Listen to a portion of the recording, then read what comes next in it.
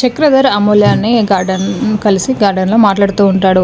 అమ్మ అమూల్య, తన పల్లవి తప్పు చేసిందని తనని శిక్షించకమ్మా, కొద్దిగా ఓపిక పట్టు, తనని మార్చే బాధ్యత నాది అని చెప్తూ ఉంటే అవని సైలెంట్గా అలా చూస్తూ ఉంటుంది.